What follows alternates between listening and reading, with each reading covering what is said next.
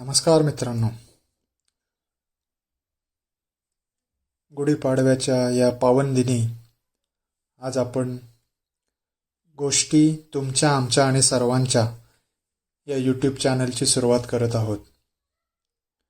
मित्रांनो, या गोष्टींमध्ये आपण ज्या काही विचारधारा आपल्याला चांगल्या वाटतात, ज्या गोष्टी संस्काराच्या आहेत, ज्याच्यामधून काही ना काहीतरी घेणं आपल्या सगळ्यांना आवश्यक वाटतं, अशा गोष्टी आजपासून या चॅनलवर प्रसारित करण्यात येतील. आज या गुढीपाडव्याच्या पावन प्रसंगी मी तुम्हाला अनुभूती नावाची एक गोष्ट सांगणार आहे. ही गोष्ट ऐकल्यानंतर आपल्याला आपला रिप्लाय किंवा आपल्याला ही गोष्ट कशी वाटली हे कमेंट करून नक्की या यूट्यूब चॅनलच्या माध्यमातून आपण सांगू शकता. आजपासून या चॅनलवर प्रत्येक दिवशी एक गोष्ट प्रसारित केली जाईल आणि प्रत्येक दिवशी या गोष्टीमध्ये वेगळेपणा असेल. जी गोष्ट तुम्हाला तुमच्या आयुष्यामध्ये खूप महत्त्वाची संदेश असा देऊन जाईल. आणि अशाच गोष्टी या माध्यमातून, या यूट्यूब चॅनलच्या माध्यमातून आपल्याला सांगण्यात येतील.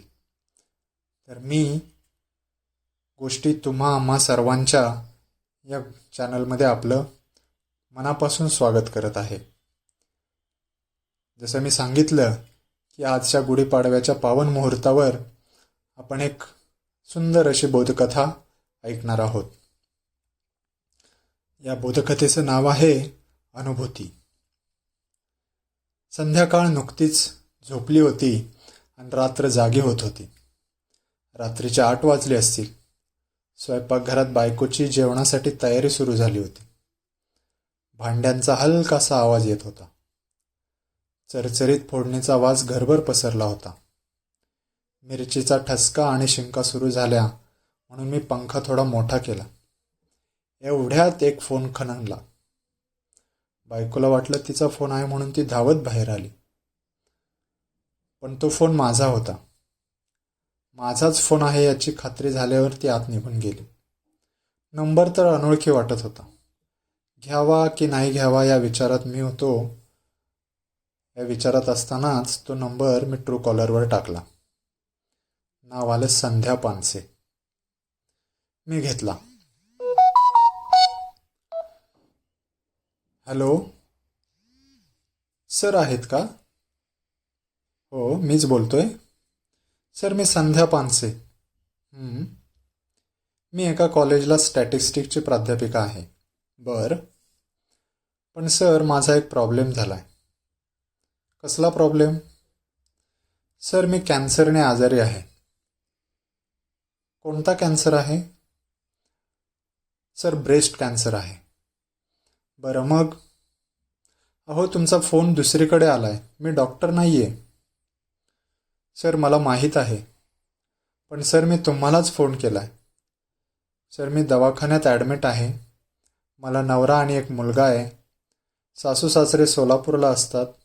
ते दोघेही शिक्षक आहेत. मिस्टर इंजिनियर आहेत. मुलगा नोकरी शोधतोय आणि तोही इंजिनियर झालाय. पण हे सर्व तुम्ही मला का सांगताय? सर, माझे ब्लड, एक्सरे, सिटी स्कॅनचे सर्व रिपोर्ट खराब आलेत. माझ्या उजव्या ब्रेस्टच्या गाठीचा बायोप्सी रिपोर्ट बाकी आहे. तो 2 दिवसांनी येईल. डॉक्टरांच्या म्हणण्यानुसार कॅन्सर 3rd स्टेजला गेला. मी लवकरच मरणार आहे. मला तुमचे मार्गदर्शन हवे आहे. आणि संध्याताई रडायला लागल्या. फोन स्पीकरवर होता. फोनवर रडण्याचा आवाज ऐकून माझी बायको किचनमधून धावत आली. तिला खुणेनं मी गप्प बसण्याची खूण केली. हे पहा संध्याताई, आधी तुम्ही शांत व्हा आणि शांतपणे मी विचारतो त्याची उत्तरे द्या. संध्याताईंनी डोळे आणि नाक पुसले. थोडे पाणी प्यायल्यावर त्या बोलू लागल्या. बायकोनं अंदाज घेतला आणि ती किचनमध्ये निघून गेली. सर, मी होईन का हो बरी? मला एक मुलगा आहे. त्याला अजून नोकरी नाही. त्याचं लग्न व्हायचं आहे. मला सुनमुख पाहायचं आहे.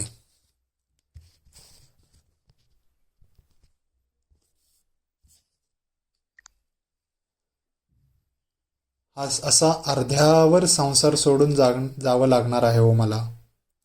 मिस्टरांनी चहासुद्धा करता येत नाही. आता मी काय करू?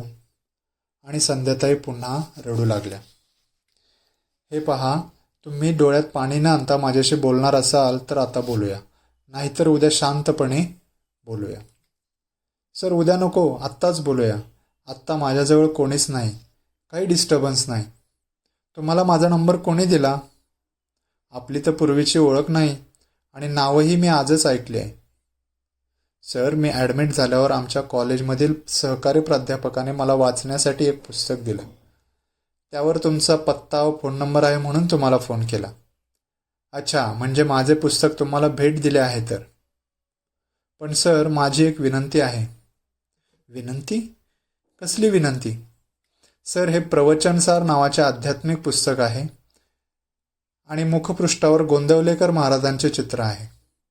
मला अध्यात्म अजिबात आवडत नाही आणि देवधर्म तर मुळीच नाही.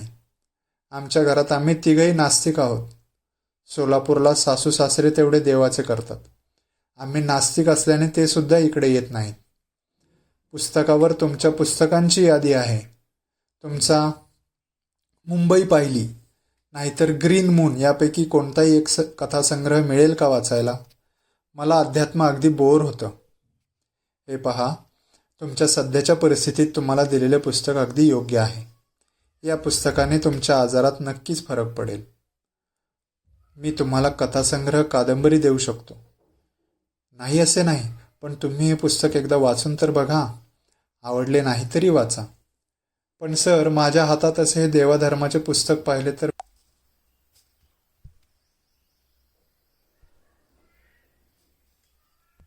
मिस्टर काय म्हणतील? मुलगा काय म्हणेल? माझे मन काय म्हणेल? आणि यात तर सरळ सरळ रामनामाचा जप करायला सांगितलाय. या विज्ञान युगात जप करायचा म्हणजे अंधश्रद्धाच की. असा जप करून देव भेटला असता तर जग एवढे प्रगत झालेच नसते. सगळेच जप करत बसले असते. हे पहा, माझे थोडे ऐकून घेता का? बोला. राम हा तारणहार आहे. सर्व दुःख सहन करण्याची शक्ती देणारा राम आहे. कलियुगात रामनाम श्रेष्ठ आहे. मला मध्येच थांबवत संध्याताई म्हणाल्या, रामाचे तर माझ्यापुढे अजिबात नाव घेऊ नका. का बरं? तुमच्या मनात रामाविषयी एवढा गैरसमज का आहे? गैरसमज नाही, मी म्हणते ते बरोबर आहे. ते कसं? हे पहा, दासीच्या सांगण्यावरून सावत्राई कैकेयीने दशरथाला दुःखात लुटली. लक्ष्मणाच्या बायकोला बरोबर न घेता फक्त स्वतःच्या बायकोला बरोबर घेऊन राम वनात गेला. रावणाने पळवून नेल्यावर तिला शोधताना वाटेत कपटाने वालीचा वध केला. हनुमानासारख्या परपुरुषाला सीतेचा शोध घ्यायला पाठवले. सीतेचा शोध लागल्यावर रावणाच्या भावाला बिभीषणाला फितूर करून रावणाशी युद्ध केले. सीतेवर संशय घेऊन तिला अग्निपरीक्षा करायला लावली. अयोध्येत गेल्यावर एका सामान्य माणसाच्या सांगण्यावरून गर्भवती सीतेला अरण्यात सोडून दिले. स्वतःच्या पत्नीविषयी त्याच्या मनात थोडीसुद्धा चिंता काळजी वाटली नाही. लव आणि कुश पुन्हा अयोध्येत येईपर्यंत त्यांची चौकशी करावी असे त्याला वाटलं नाही. भूमातेने सीतेला ग्रहण करताना त्याला काहीसुद्धा दुःख झाले नाही. आयुष्यभर रामाने सीतेचा छळच केला. त्यामुळे आमच्या घरात कोणालाही राम आवडत नाही. ठीक आहे, रामायणाविषयी तुमचा काहीतरी गैरसमज झालेला दिसतोय. आपण या विषयावर निवांत बोलू. मी सांगतो तेवढे तुम्ही कराल का? हो, तुम्ही द्याल तो सल्ला मला मान्य आहे. हे पहा संध्याताई, तुम्हाला दिलेला पुस्तकरूपी प्रसाद आहे तो. जमेल तसे रोज फक्त एक पान वाचा. आवडले नाही तरी वाचा. तुमच्या सहकार्याने दिलेले पुस्तक आहे. कोणी संशय घेणार नाही. आणि आता तर या परिस्थितीत तुमच्याविषयी सर्वांना सहानुभूती आहे. मुळीच घाबरू नका. थोडे तरी वाचत राहा. हे पुस्तक म्हणजे रामायण नाही. हे श्री गोंदवलेकर महाराजांनी सांगितलेल्या प्रवचनाचा सारांश आहे. श्रद्धेनं वाचा.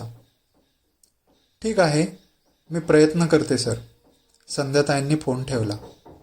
नंतर 2 दिवसांनी फोन आला. सर, आजच बायोप्सीचे रिपोर्ट आले बरं का. रिपोर्ट वाईट आहेत. कॅन्सर 3rd स्टेजला गेलाय. सर, आता मी यातून काही वाचत नाही. माझा नवरा, माझा मुलगा, त्यांची नोकरी, त्यांचे लग्न, सर्व संसार अर्धवट सोडून जाणार हो मी. मी तुमचे पुस्तक वाचते आहे, पण काय उपयोग झाला? तुमचा राम इतका निष्ठुर आहे का? मी त्यांचे काय वाईट केले आहे आणि त्या रडू लागल्या. हे पहा संध्याताई, थोडे शांत व्हा. मी सांगतो तेवढे ऐका. ऐकणार असाल तर सांगतो. सांगा. तुम्ही सांगाल ते मी ऐकेन. प्रारब्ध हे भोगून संपवायचे असतात. ते दुःख सहन करण्याची शक्ती फक्त ईश्वर देतो. तुमच्या दृष्टीने तो राम नसेल, ती निसर्ग शक्ती असेल, अदृश्य शक्ती असेल. पण मला हे सांगा, पुस्तक वाचल्यावर तुम्हाला कसे वाटले? मला काही फार समजले नाही, पण मन शांत झाल्यासारखे वाटते आहे. आता आणि एक स्टेप पुढे जाऊया. तुमचे ऑपरेशन कधी आहे? अजून 8 दिवस तरी करणार नाही. BP शुगर नॉर्मल झाल्याशिवाय करणार नाहीत. औषधे तर मात्र सुरूच आहेत हो. हे पहा, तुम्ही तुम्हाला आवडेल त्या शक्तीचा जप करा. ओंकाराचा, गायत्रीचा जप करा. राम सोडून जप सुरू करा. त्याला कोणतीही उपाधी नाही. खाताना, झोपल्यावर, बसल्यावर जप करत राहा. माझ्या नवऱ्याचे नाव भास्कर आहे व मुलांचे नाव आदित्य आहे. तीच दोघे माझा जीव की प्राण आहे. मी त्यांच्या नावाचा जप करू का? हो, चालेल. पण जप कसा करायचा? माळ माझ्याकडे नाही. हे पहा, गोंदवल्याहून आजच अंगाराव प्रसाद जपमाळ मला एका मित्रानं दिली आहे. हे सर्व मी तुम्हाला कुरिअरने पाठवतो. तोपर्यंत तुम्ही ओम श्री भास्कराय नमः, ओम श्री आदित्याय नमः असा मुखाने फक्त तुम्हालाच ऐकू येईल असा जप करत राहा. तुमचा दवाखान्यातील पूर्ण पत्ता मला सांगा. संध्याताईने मला त्यांचं नाव व पत्ता सांगितला. मी प्रसाद, अंगारा, जपमाळ कुरिअरनं पाठवली. 2 दिवसांनी त्यांचा फोन आला. सर, आजच कुरिअर मिळाले. अंगारा लावला, प्रसाद खाल्ला. आता माळेनं जप कसा करायचा ते सांगा. मी माझे BP व शुगर नॉर्मल आहेत, त्यामुळे ऑपरेशन उद्याच आहे. पण मला आता खूप शांत वाटत आहे. मला ऑपरेशनची भीती वाटत नाही. सारखा जप करावासा वाटतो. सारखे नवऱ्याचे आणि मुलाचे नाव तोंडात येत आहे. मी संध्याताईंना माळेनं जप कसा करायचा हे सांगितलं. मी त्यांना पाहिले नाही, त्यांनीही मला पाहिले नाही. यावेळी स्मार्टफोन नव्हते. केवळ फोनवरून आमची ओळख झाली. मीही त्यांच्यासाठी श्री महाराजांना करुणा भाकली व रामनामाचा जप सुरू केला. दुसऱ्या दिवशी त्यांच्या तब्येतीची चौकशी करावी असे मला वाटले. मनात रुखरुख होतीच. फोन करावा तर कोणाला? आवडेल का? कारण बाकी कोणालाच माझी ओळख नव्हती. शिवाय त्या सर्वांची धावपळ सुरू असेल. मी फोन केला नाही. 4 दिवसांनी फोन आला. सर, ऑपरेशन छान झाले. डॉक्टर पण श्री गोंदवलेकर महाराजांचेच भक्त आहेत. ऑपरेशन चालू असताना त्यांनी श्रीराम जय राम जय जय रामची कॅसेट लावली होती. मला तुमची खूप आठवण आली. उद्यापासून केमोथेरपी सुरू करणार आहेत. पण मला आता अजिबात भीती वाटत नाही. मी सर्वांसमोर माळेने जप करत आहे.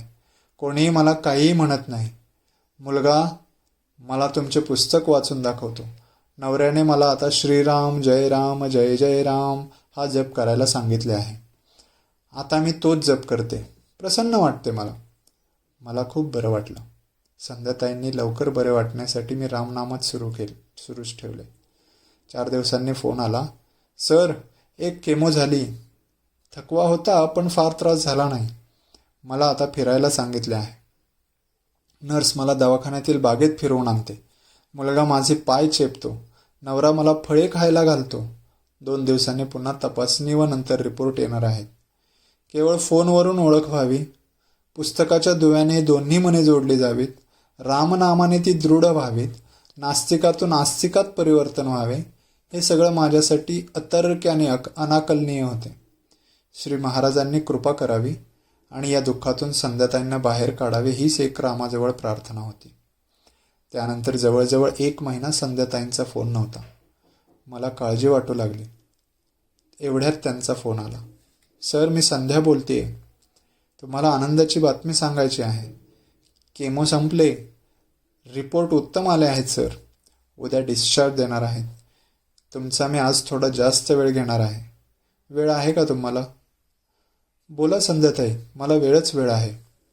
ऐका ना सर, मी आता सर्व दवाखान्यातून फिरते. दवाखाना मला घर वाटू लागलाय. सगळे पेशंट ओळखीचे झाले. मी रोज खाली बागेत जाऊन बसते. दवाखान्याची बाग चांगली आहे. कालचीच गोष्ट बघा ना. घरी जायचे म्हणून मी बागेत एका बाकावर बसले होते. सूर्य नुकताच अस्ताला गेला होता.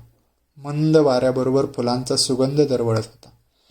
आकाशात काही ढग राखी तर काही काळे होते. काही सोनेरी तर काही चंदेरी दिसत होते. मोठे प्रसन्न वातावरण होते. उद्या घरी जायचे म्हणून मनही प्रसन्न होते. फुलांचा सुगंध मनाची प्रसन्नता अधिकच वाढवत होता.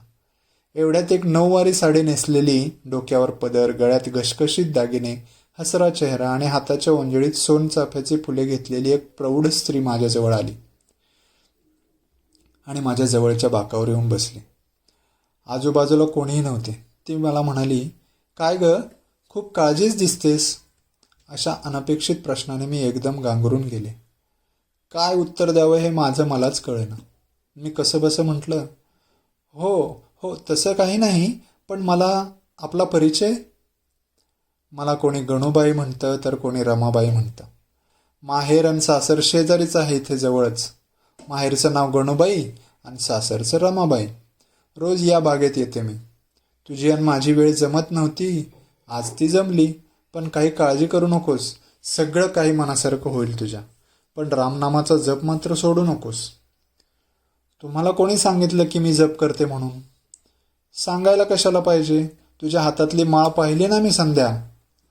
तुम्हाला माझं नाव कसं ठाऊक संध्या आहे म्हणून? अगं आता संध्याकाळ झाली म्हणून संध्या म्हणाले. सकाळी भेटली असतीस तर प्रभा म्हणाले असते. हे बघ, आता तू मोठ्या आजारातून बाहेर पडली आहेस. पण तुम्हाला कोणी सांगितलं की मला मोठा आजार झाला आहे म्हणून? अगं सांगायला कशाला पाहिजे? तुझ्या छातीवर मोठे बँडेज बांधलेले दिसत आहेत की. तू जरी खांद्यावर शाल घेतलीस तरी म्हातारीनं कोंबडं झाकलं ते ओरडायचं राहतं का? इथले डॉक्टर मोठे राम भक्त आहेत बरं का. तोंडात सतत रामनाम असतं त्यांच्या. तुम्हाला कसं माहीत ते राम भक्त आहेत? अगं परवा त्यांनी माझ्या मैत्रिणीच्या छातीच्या गाठीचं ऑपरेशन केलं ना, तेव्हा मी त्यांना भेटायला त्यांच्या ऑफिसमध्ये गेले होते. त्यांच्या ऑफिसमध्ये श्रीराम, समर्थ रामदास आणि श्री ब्रह्मचैतन्य महाराज यांचे फोटो लावले होते. हो, मीही पाहिलेत त्यांच्या ऑफिसमध्ये. पण बिन काही नाही. रामरायावर विश्वास ठेव, तो कल्याण करणारा आहे. जमेल तसा जप मात्र करत राहा. प्रसाद म्हणून ही सोनचाफ्याची फुले घे. चल आता मला उशीर झालाय, जाते मी. आपण पुन्हा भेटूया. असे म्हणून त्या बाईने सुगंधित फुले माझ्या जपमाळ असलेल्या ओंजळीत ठेवली आणि ती भराभरा निघून गेली. मी तिच्या पाठमोऱ्या आकृतीकडे पाहतच राहिले. काय योगायोग असेल हा हो. हे पहा संध्याताई, हा योगायोग नसून प्रत्यक्ष श्री महाराजांनी दर्शन दिलंय तुम्हाला. संपूर्ण घटनाक्रम पहा बरं, म्हणजे तुमच्या लक्षात येईल. अहो सर, ती स्त्री होती, महाराज पुरुष होते. हां, जर एखादा पुरुष तुमच्या शेजारी येऊन बसला तर ते आवडले असते का तुम्हाला? श्री महाराजच स्त्री रूपाने तुमच्या जवळ येऊन बसले होते. त्यांनी नावं देखील गणूबाई आणि रमाबाई अशी सांगितली. संध्याताई, महाराजांचे नाव गणपती, त्यामुळे लोक त्यांना गणूबुवा म्हणत, म्हणून गणूबाई. आणि रमाबाई, त्यांचे आराध्य दैवत श्रीराम म्हणून रमाबाई. आता आलं माझ्या लक्षात. ते मला का सारखे रामनाम घे म्हणून सांगत होते ते. अहो त्यांना कलियुगातील नामावतार म्हणतात. पण त्यांनी मला चाफ्याची सुगंधित फुले प्रसाद म्हणून कशी काय दिली? संध्याताई, त्यांनी तुम्हाला दुसरा एखादा खाद्यपदार्थ प्रसाद म्हणून दिला असता तर तो तुम्ही खाल्ला नसता. संशय घेतला असता. फुले तुम्ही टाकून देणार नाही म्हणून तुम्हाला प्रसाद म्हणून फुले दिली. आलं ध्यानात? हो, पण सर, त्यांनी माझ्या रोगाविषयी, डॉक्टराविषयी सगळी माहिती सांगितली आणि मी यातून बाहेर पडले आहे हेही सांगितले. अहो संध्याताई, डॉक्टर त्यांचे भक्त आहेत. गुरु आपल्या भक्तांना ओळखतात. तुम्ही रामनाम घेता म्हणून तुमचे दुःखही त्यांनी स्वीकारले आहे. सर, मला चांगले बरे वाटले की आपण गोंदवल्याला जाऊ. मला आता गोंदवल्याला जायची ओढ लागली आहे. संध्याताई, तुम्ही लवकर बरे व्हा, आपण अवश्य जाऊ. पण सर, माझी एक इच्छा आहे. मला गोंदवल्याला काही देणगी द्यायची आहे. मला गोंदवल्याच्या ऑफिसचा पत्ता आणि फोन नंबर माझ्या फोनवर SMS करून पाठवाल का? हो संध्याताई, नक्की पाठवतो. ठीक आहे. मी विचार करत होतो की पुस्तकाचे निमित्त होऊन केवळ फोनवर मैत्री होते काय? एका नास्तिकाला आस्तिक बनवण्यासाठी परिस्थिती निर्माण होते काय? श्री महाराज तिला नकळत दर्शन देऊन तिची रामनामाची श्रद्धा दृढ करतात काय? तिचे दुःख निवारण करतात काय? हे सारे माझ्या दृष्टीने अनाकलनीय होते. एखाद्या नाटकाचा विषय व्हावा अशी ही घटना होती. मलाही आता संध्याताईंची फोनची सवय झाली होती. 8 दिवसांनी मला फोन आला. सर, मी पाठवलेल्या देणगीचा चेक परत आला आहे. का बरं? मी चेकवर माझे नाव लिहिले नव्हते.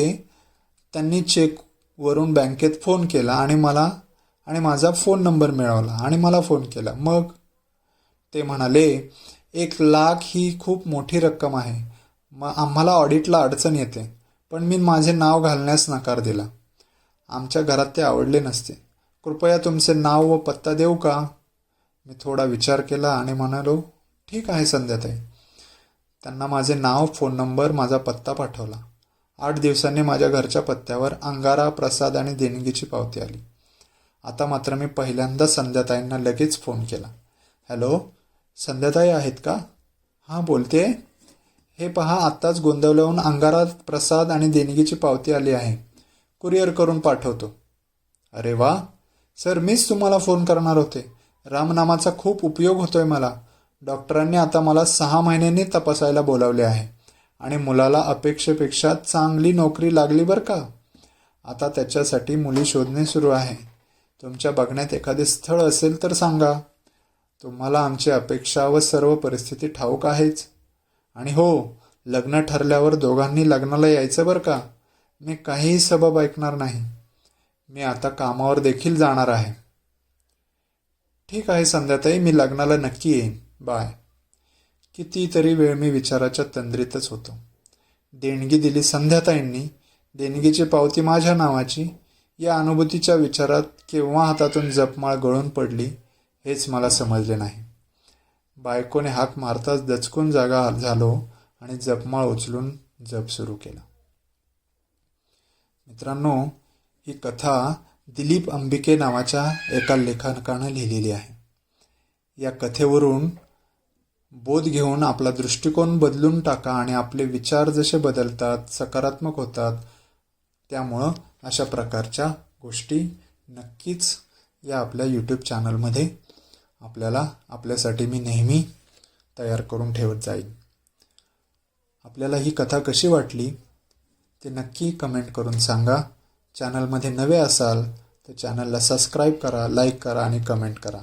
मी आपल्यासाठी दररोज एक छान गोष्ट या कथा आम्हा सर्वांच्या या यूट्यूब चॅनलवर पोस्ट करत राहणार आहे.